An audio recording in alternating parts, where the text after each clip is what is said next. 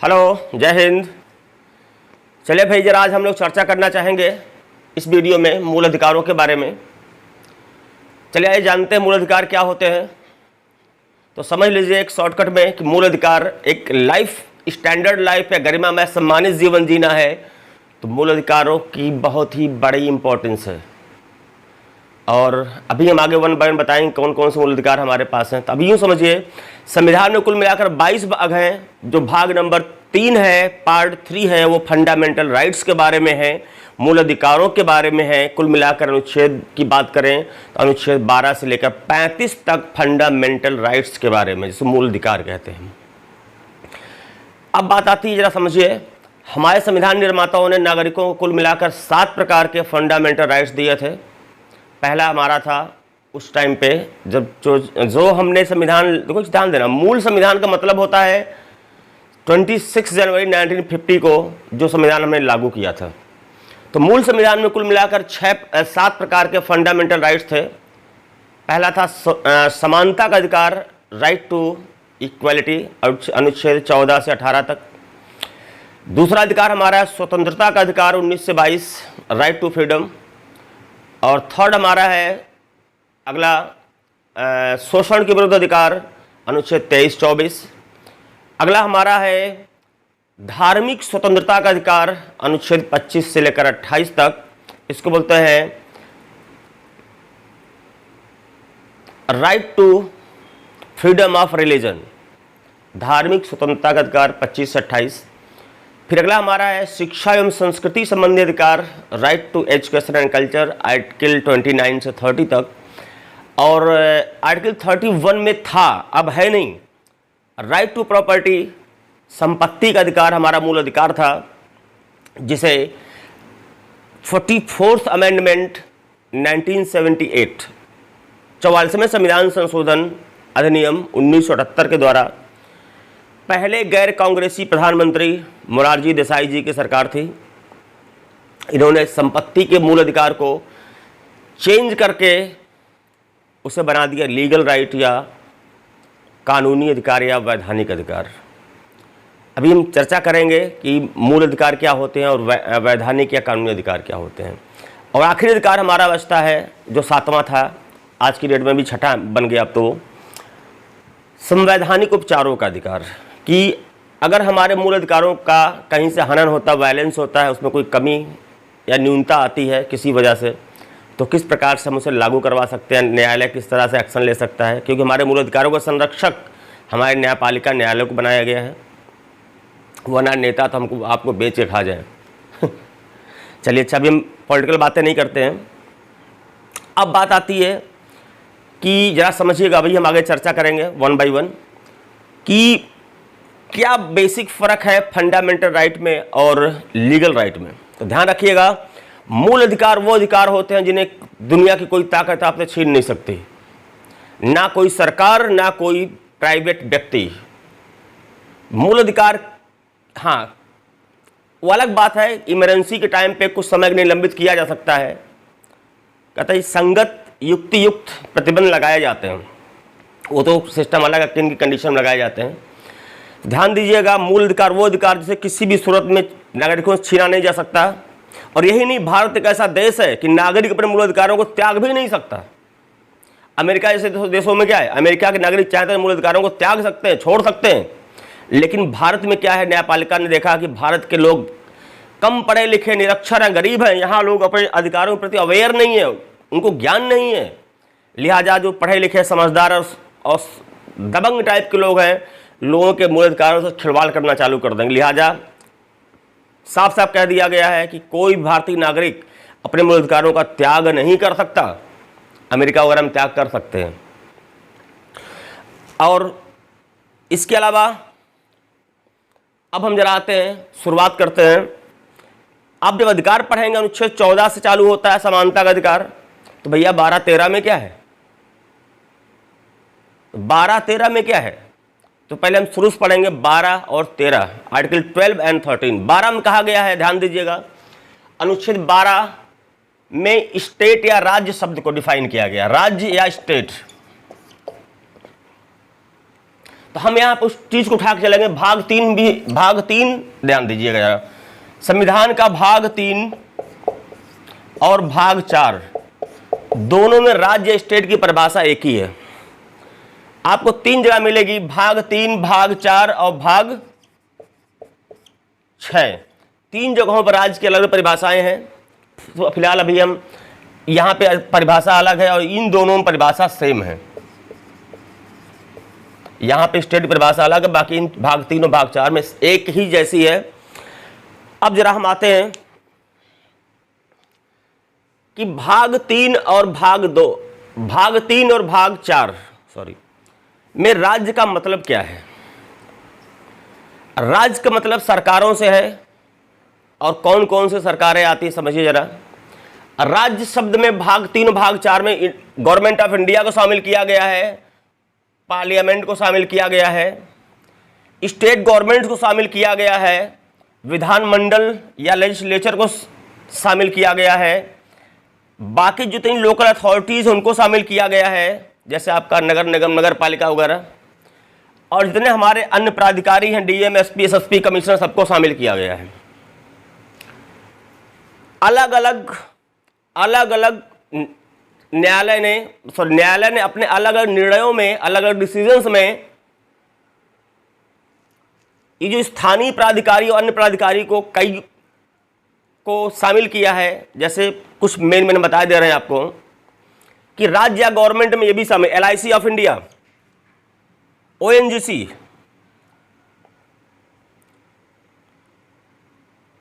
भारतीय Khadya Nigam, university, Bharat petroleum corporation limited, Uttar Pradesh cooperative bank, steel authority of India,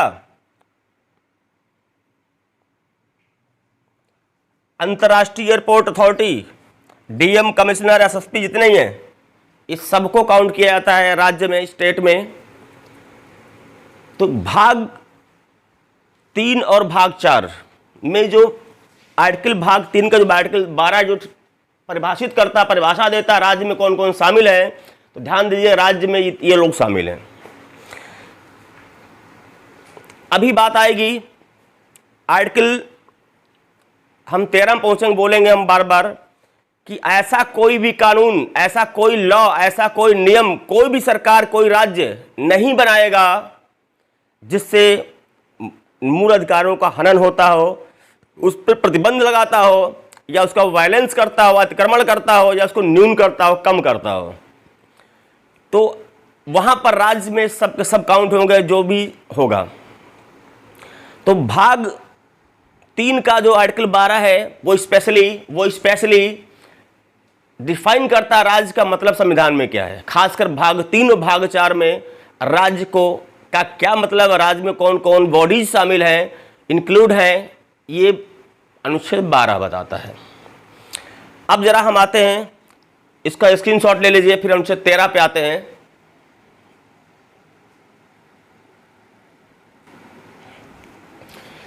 चलिए जरा, अनुच्छेद मैंने 12 समझा दी आपको कि राज्य स्टेट में कौन कौन बॉडीज आती हैं। अब जरा आते हैं अनुच्छेद 13 में। मैंने अभी बोला आपको कि अनुच्छेद 13 में साफ साफ कहा गया है राज्य या सरकारें, कोई बॉडी, जैसा हमने डिफाइन किया थोड़ी देर पहले भी, सरकार या राज्य ऐसा कोई भी नियम कानून नहीं बनाएगी जो मूल अधिकारों का अल्पीकरण करती हो, उसे कम करती हो, उसका वायलेंस करती हो, अतिक्रमण करती हो।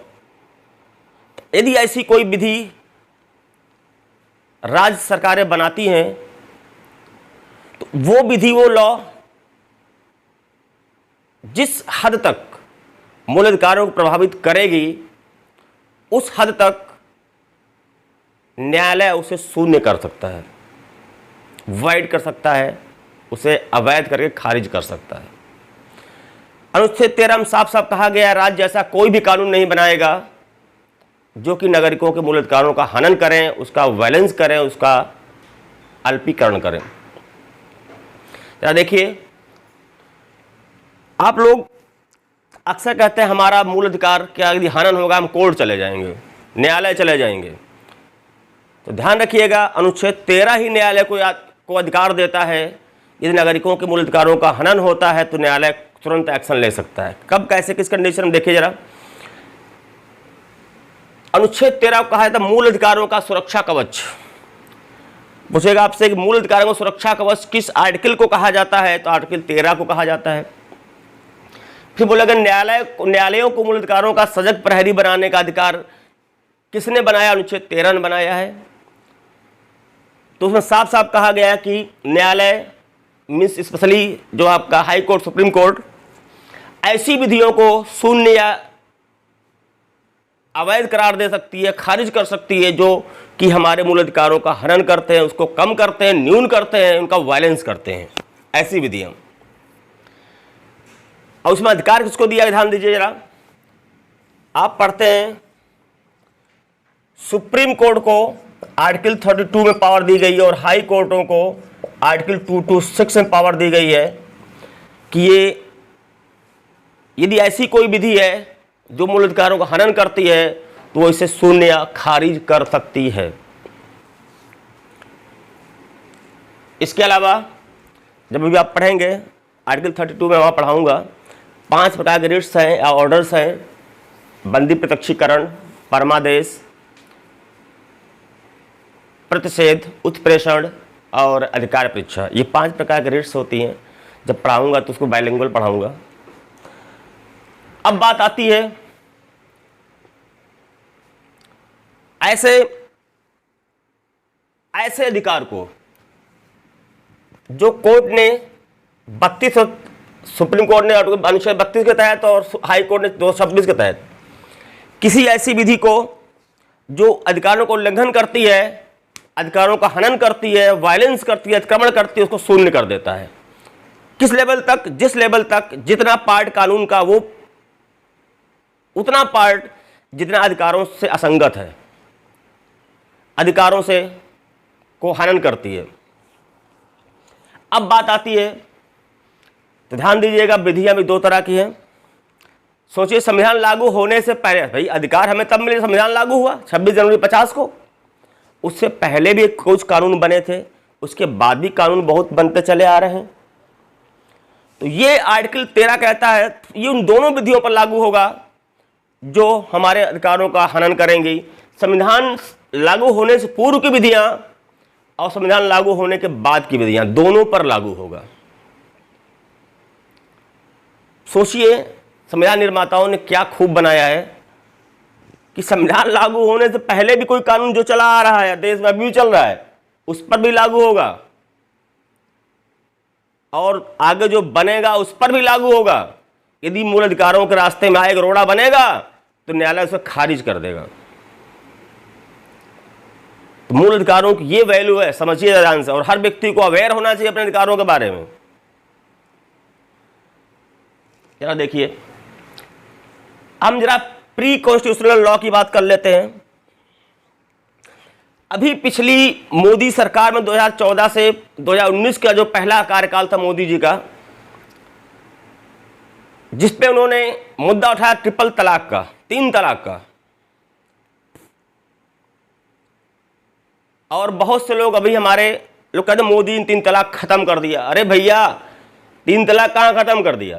3 तलाक में 2 तलाक अभी भी है। तलाक 3 तरह का होता था: तलाक हसन, तलाक अहसन, तलाक बिद्दत। तलाक बिद्दत को खत्म किया है।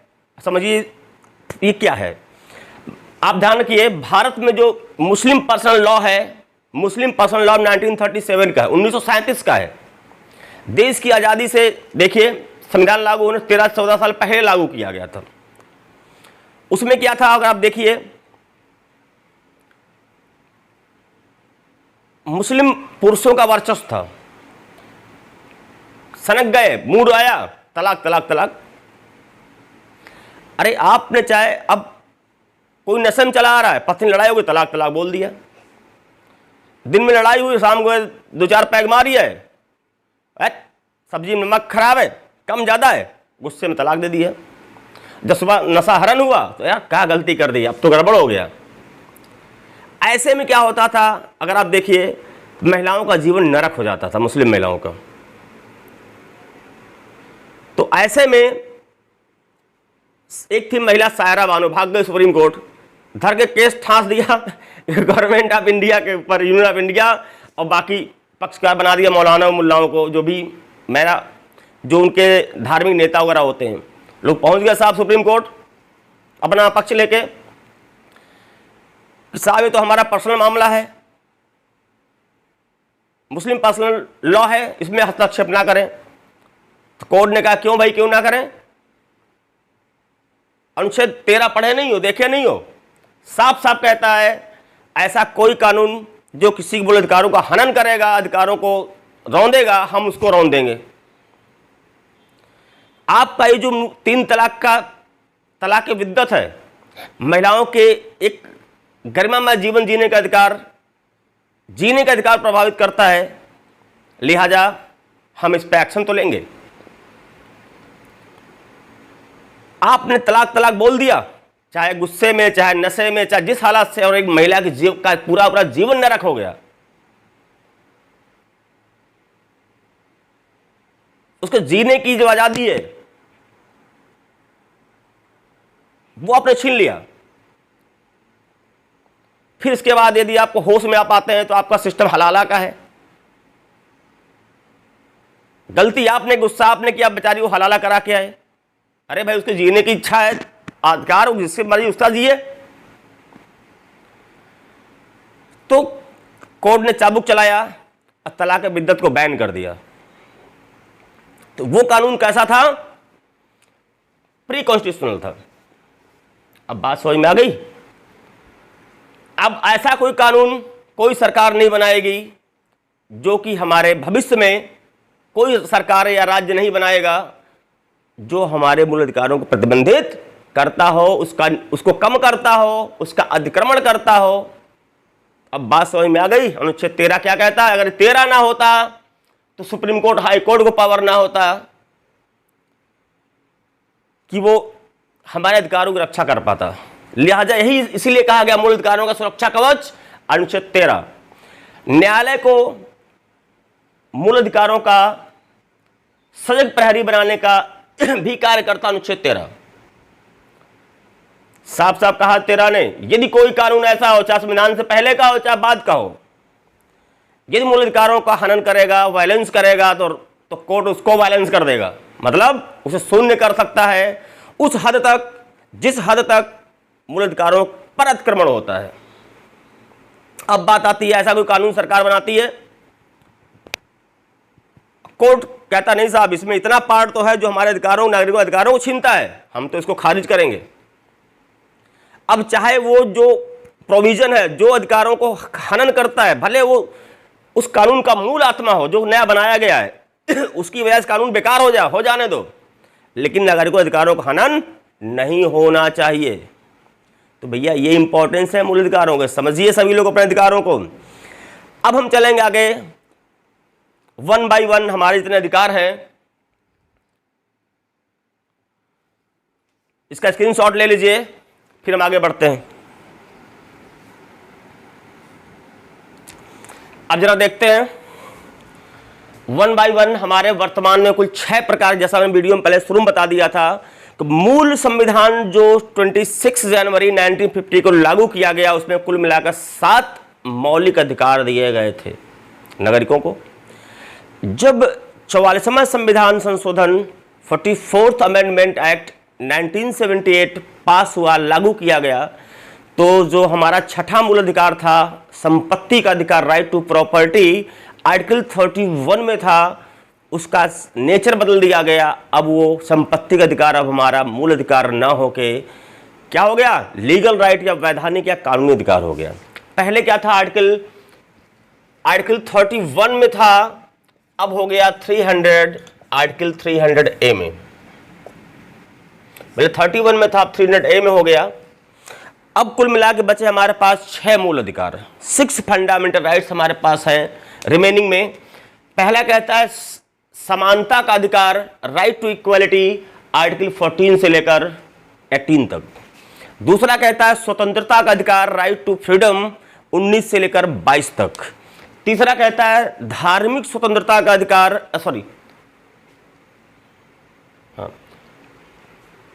शोषण विरुद्ध 23-24 हो गया। अगला कहता है धार्मिक स्वतंत्रता का अधिकार, अनुच्छेद 25 से 28। अगला कहता है शिक्षा एवं संस्कृति संबंधी अधिकार, 29-23। और आखिरी कहता है संवैधानिक उपचारों का अधिकार, आर्टिकल 32। तो एक बार देख लीजिए, पहला समानता का अधिकार 14 से 18, स्वतंत्रता का अधिकार 19 से 22, शोषण के विरुद्ध अधिकार 23-24, धार्मिक स्वतंत्रता 25 से 28, शिक्षा संस्कृति 29-23, स्पेशली 29-30 स्पेशली माइनॉरिटीज या अल्पसंख्यकों के बारे में है। फिर कहता है संवैधानिक उपचार, अगर हमारे मूल अधिकारों का हनन होता है, हमारे मूल अधिकारों का न्यून किया जाता है, कोई भी किसी प्रकार का अतिक्रमण हमारे अधिकारों पर होता है, तो अनुच्छेद 32 में प्रोसीजर दिया गया है किस प्रकार से न्यायालय उसको लागू कराता है, क्या प्रोसीजर, वो बात की बात है, देखा जाएगा आगे। तो ये वर्तमान में आपके हैं। अब हम 1 बाय 1 चलेंगे इन अधिकारों पे, लेकिन वीडियो लगता लंबा ना हो जाए। चलिए अब जरा देख लेते हैं। ये था हमारा, अब इसको ध्यान से बार कर लीजिए, क्योंकि अब हम 1 बाय 1 अगली वीडियो में बनाएंगे, क्योंकि अब इसको एक टॉपिक कम से कम अच्छे समझना है तो आधे घंटे का एक टॉपिक, एक अधिकार कम से कम 20 से 25 मिनट लगता है अच्छे से क्लियर करना है। तो हम कोशिश करेंगे अब इसको 1 बाय 1 अगले वीडियो में डालेंगे। और अनुच्छेद 12-13 ध्यान से पढ़िएगा, और ये मैंने अधिकारों की सूची बना दी है, उसको देख लीजिए। जहां कोई डाउट हो कमेंट करिएगा, मैं आपको रिप्लाई करूंगा। किसी भी बच्चे को कोई डाउट हो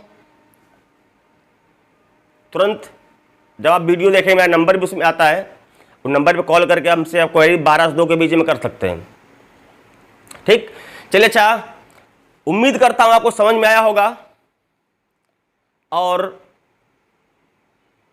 ध्यान से देखिएगा, ये हमारे मूल अधिकारों से क्वेश्चन बहुत सारे पूछे जाते हैं, और वैसे भी ये अधिकार हैं स्टूडेंट्स के साथ साथ, कंपटीटर के साथ साथ आम पब्लिक को, आम आदमी को भी, आम नागरिक को भी इसके बारे में जानना चाहिए।